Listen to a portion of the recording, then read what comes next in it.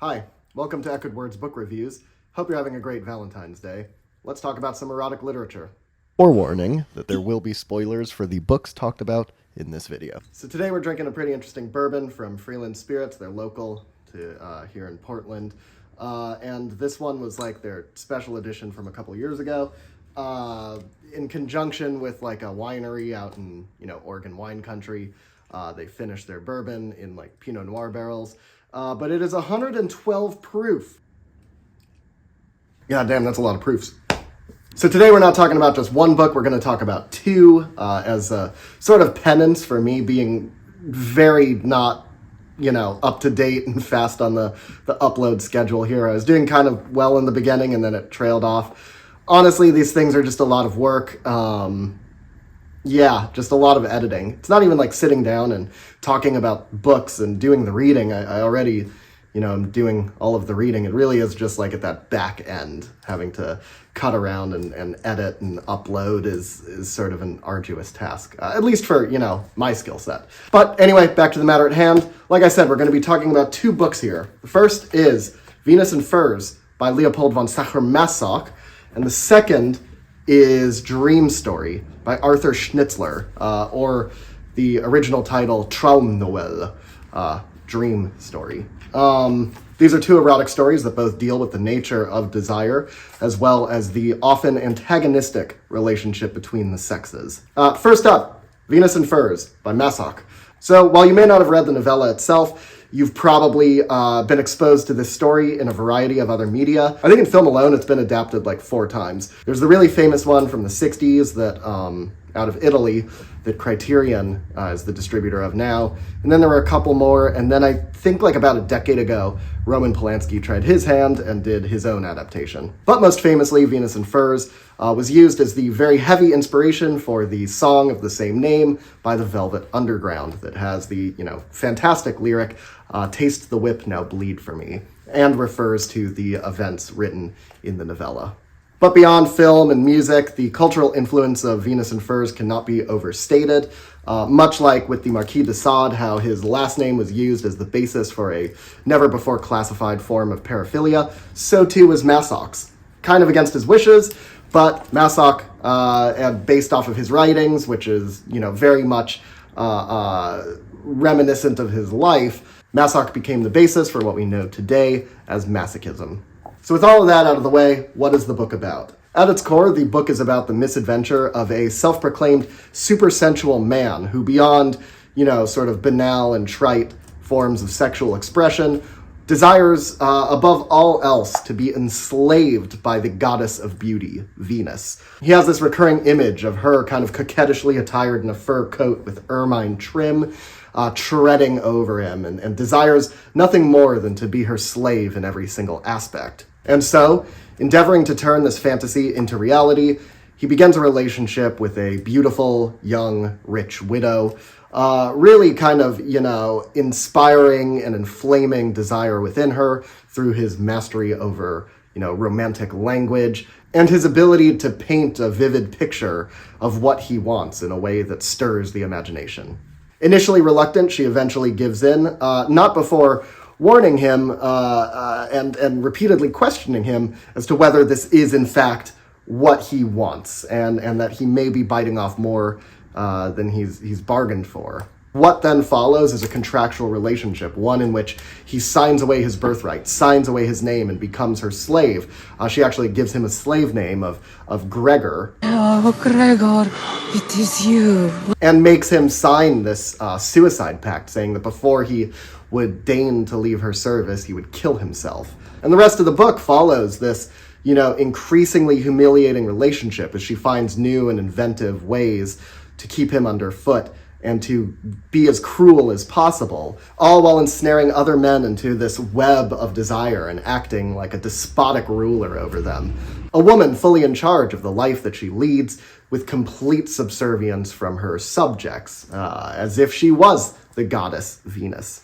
And if that sounds entertaining, it's because it is. This is a very entertaining, very easy book to read. There are definitely some shortcomings and I think missed opportunities, which we'll talk about. But overall, no, the book is good fun. And it strikes a pretty decent balance between being, this erotic, horny scrawlings of the main character Severin/Gregor, and by extension, Masoch himself, who lived out these fantasies, while also bringing up some pretty interesting philosophical questions and psychological questions about the relationship between the sexes, as well as being a critique of some of the, Christian morality of the day. The book talks about how true freedom and liberation can only be found under a pagan system, and people were free to love who they will. There's a great quote in here of desire follows the look, and pleasure follows desire. And the passage that he puts this down on is kind of like an interesting dialogue between Severin and Wanda. Goes as thus: in nature, there is only the love of the heroic age, when gods and goddesses loved. At that time, desire followed the glance, enjoyment, desire. All else is factitious, affected, a lie. Christianity, whose cruel emblem, the cross, has always had for me an element of the monstrous, brought something alien and hostile into nature and its innocent instincts. Wanda then replies, the battle of the spirit with the senses is the gospel of modern man. I do not care to have a share in it. Yes, Mount Olympus would be the place for you, madame, I replied. But we moderns can no longer support the antique serenity, least of all in love. The idea of sharing a woman, even if it were an Aspasia, with another revolts us. We are as jealous as is our God. For example, we have made a term abuse out of the name of the glorious Phryne. We prefer one of Holbein's meager, pallid virgins, which is wholly ours, to an ancient Venus, no matter how divinely beautiful she is, but who loves Anchises today, Paris tomorrow, Adonis the day after. And if nature triumphs in us so that we give our whole glowing, passionate devotion to such a woman, her serene joy of life appears to us as something demonic and cruel, and we read into our happiness a sin which we must expiate. And while all of that acts as like a nice sort of like dialectic or counterpoint to the very, restrictive Teutonic morals of the day that this was written, which was 1870, is when this was published, it also doesn't really hold water, right? Like, it's all just kind of like a big oversimplification and honestly, kind of a historical falsehood if you want to get kind of pedantic about it, which isn't the point of the book. And I mean, you could read the book as just, somebody who is so wrapped up with wanting to fulfill these kind of transgressive sexual desires that he is blinded to fact and reason and will construct any sort of, logical scaffolding to try and give these desires precedence. The book also touches on some of like the comical and illogical intricacies of relationships. And Masoch takes the point of view that you can only really ever desire somebody if they're outside of your reach or if they refuse to capitulate to you. And that the minute that you are either a doting husband or a loving wife is the minute that your partner's eye will wander. And so the only way that you can ever truly desire and love somebody is if they treat you like shit. The book kind of ends on this like weird note of overtly stating it's moral, as if this is a moralizing tale, even though it kind of, you could have interpreted it as it all the way through beforehand, but it never was, like, it's just weird that it flat out comes out and says this is the moral of the story, which is, quote, the woman, as nature has created her, and as man is at present educating her, is his enemy. She can only be his slave or his despot, but never his companion. This she can only become only when she has the same rights as he and is his equal in education and work.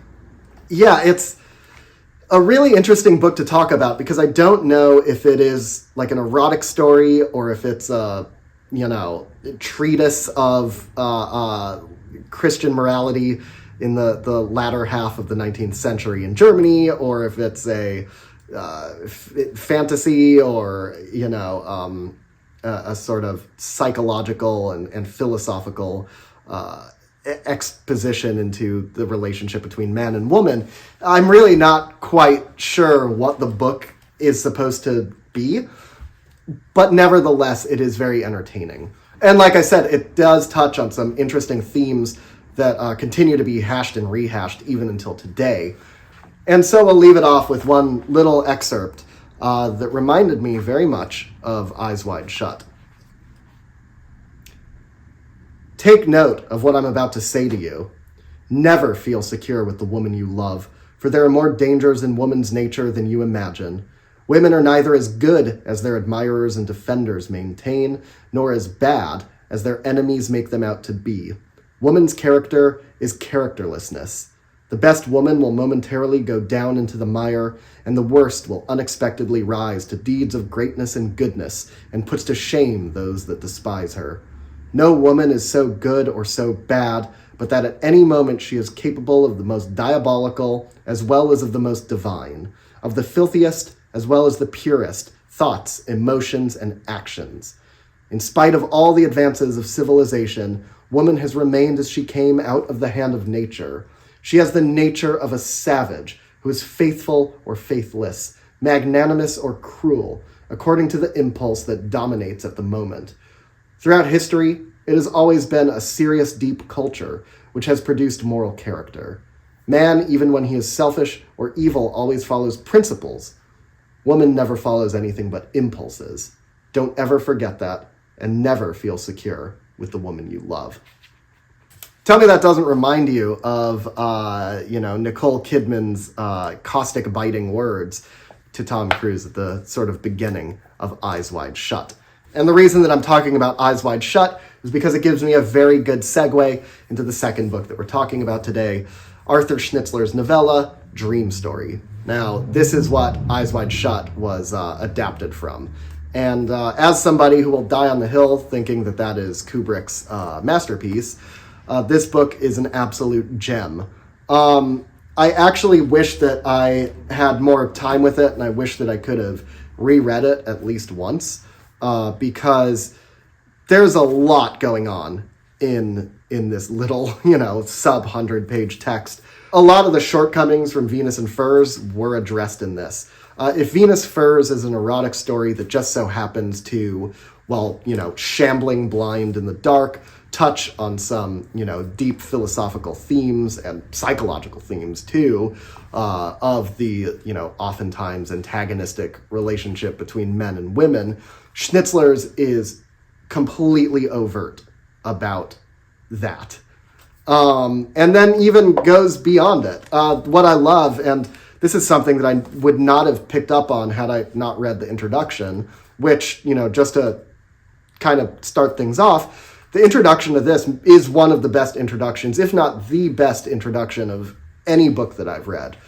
Maybe the really long, 65-page introduction to Marcus Aurelius's Meditations matches that, but the who even wrote the introduction, actually? It was Frederick Raphael, did such a fantastic job of giving the reader pretty much all of the context and the breadcrumbs of the context that you need to start piecing together ideas about the text. So, for instance, one of the things that I didn't know is Arthur Schnitzler, should have known from the name alone, but he was a Jew living in Austria throughout, the waning days of the Austro-Hungarian Empire, World War I, the whole Viennese psychoanalytical movement, etc., etc. So, and somehow, Schnitzler not only writes in under 100 pages a story that works as a depiction of romantic relationships, but also acts as almost an allegory for Jews living in Vienna at the time, and how they had to navigate through a hostile society that wanted nothing to do to them, while, attaining great heights in fields of finance and medicine and art, while having to live like a double life between wanting to stay true to your traditions but not wanting to be too overtly Jewish so as not to get excluded from the society that is feeding you. It's really nuanced. It's really tremendous. And as a Jew, it was really rewarding reading this book with that context. Another fun fact is that one of Arthur Schnitzler's best friends was Theodor Herzl. Yeah, so Dream Story. Where do we begin with it? Dream Story, or as the German title for it, Traumnovelle, which is kind of a pun in and of itself because the German word for dream, Traum, is also the root for trauma. So Dream Story follows Fridolin, a well-respected Viennese doctor who embarks on a 2-day quest to try and betray his wife after they both have a late-night conversation in which they confide in each other their sexual fantasies. He obviously gets a little jealous about that, as well as a dream that she has in which she cucks him and then has him crucified. And that sends Fridolin down a path where he first visits a prostitute and then gets wrapped up in this, secret sex cult masquerade ball society, which is probably the most famous, images from this story and from the movie, before eventually coming out on the other side with the dawning of a new day and a deeper understanding of his wife and she of him. It's really hard to kind of talk about the plot of Dream Story, even though there is a plot, it is a very plot-driven, novella. But despite that, it is still just such a thematically led and philosophically led book that it sort of tinges everything, where anytime you want to talk about it, it feels reductive, right? Or it feels there's, if you just say one thing, you have to caveat it with 10 other, details to provide adequate context. But if you know Eyes Wide Shut and have seen it, then that is a very faithful adaptation of Dream Story, adding some, things of its own. Now, the thing that I like the most about Dream Story is how much of, and again, I wouldn't have understood any of this had it not been for that, fantastic introduction, but how much of Schnitzler's own, neuroses and life kind of, bleed into this. And then how he extrapolates that to make a statement about, about Jewish culture and their place in the world, or in Vienna at least during the time, but as well as, just grander statements about human nature. I've always thought, right, that you can tell a lot about the macro by focusing on the micro. And this is definitely one of those, where this feels like a self-exploration, but it's done with such a deft hand that it is incredibly universal and ultimately really emotionally and intellectually stimulating. And his treatment of his subjects is done in a way where Schnitzler is displaying a deeper understanding of the people inside the book than they themselves have. And if anything, it's Fridolin that seems to be the most kind of backwards, character in it. Even though you follow him, you're never really necessarily rooting for him. He's kind of he's this conflicted, domineering, egotistical piece of shit, kind of, who at the end of the day is attempting to dominate his wife's desires and dreams. But whereas her fantasies are confined to the unwaking world or her subconscious, he attempts to realize and actualize his fantasies. But despite these actions in the waking world, the further along in this quest he gets, the more kind of dreamlike and surreal it becomes, to where he himself feels like he's the one in the dream, and that there's no reason or rationale or logic behind any of it. And the interactions that he has with other people become increasingly just weird. There's these, real just sexual undertones to every interaction that he has. You're never quite certain if it's actually happening or if it's an invention of his own ego. That's something I think, honestly, that Kubrick got so well in the movie, is just this odd kind of discomforting interactions between people. And that is in the book to a T. Even the costumer who begins, whoring out his own daughter, everything is just you're not sure if it's real. And by the time the, great sort of disillusionment comes toward the end of the book, it can, I can only describe it as literary post-nut clarity, right? Is when he is shocked out of this quest, this quest to betray, and he is forced back into the real world. And the way that's handled is just, I love this passage. I loved this. I wrote it down in my note. It's great. For whether the woman now lying in the mortuary was the one whom 24 hours earlier he had held naked in his arms, to the wild accompaniment of Nachtigall's piano, or whether she was really a complete stranger, of one thing he was absolutely certain.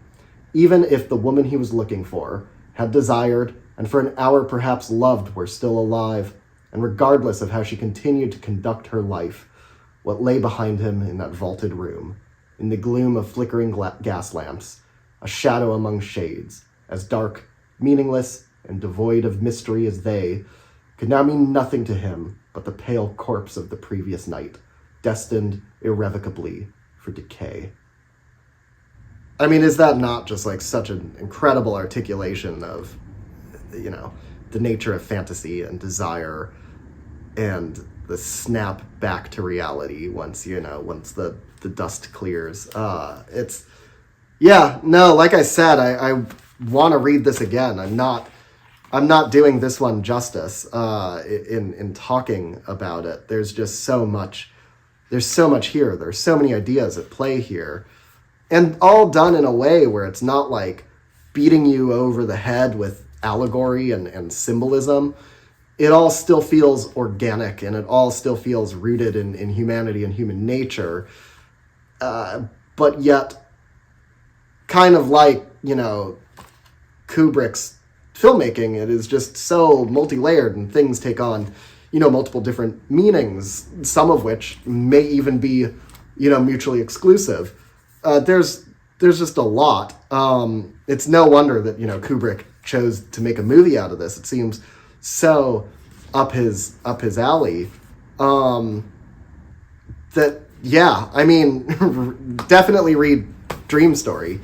It's fantastic. And it hits on something really interesting, right? Which is that no dream is absolutely a dream. And sometimes you may be truer and more yourself in your fantasies than you are in the person who you are in the confines of, society or a relationship, right? That the person who you are forced to become or embody or be as a way to, survive and make it in the world may in fact be the dishonest and false version of you. And the version of you that you have constructed in your mind's eye may be truer to the real you, or at least your id, right? And you could definitely do a Freudian reading of this. But again, also, this works for, on a level of Schnitzler being a Jew in Vienna at a time when a lot of people denied their heritage or pretended to be, something else so as to make it in society. And maybe they, furtively, observed their customs in secret. Or maybe they just abandoned them. You're right, the book works on two really profound levels. So yeah, I think I'm just going to start rereading it now. I think that you should read it. I really do. Hopefully I can, talk about this with a little bit more depth and understanding in the future. I just finished it today, and I wanted to get this video out by Valentine's Day. So it's all kind of like a jumbled, scrambled, mushy mess in my head right now, and I'm just regurgitating my, initial impressions and things that stuck out to me. But I give Dream Story, one of my highest recommendations. It is wholly unique, fascinating, and great literature. So that's it for this Valentine's Day erotic double feature of Venus in Furs and Dream Story. But now it is time to put these two books to the test on the stickiness rating. So we're going to plug them into our stickometer and just see how sticky they are. If this is your first time on the channel, what we do is we take the total page number and then divide it by how many sort of passages or things, stuck out to me where I felt it worthy to jot it down. This is in no way, shape, or form like an objective measuring of quality of these books. It's more just, things I found interesting in them. So first up, we have Venus in Furs, which is a 145-page book with 21 stickies in here, giving it a stickiness rating of 6.9. I'm not going to say it.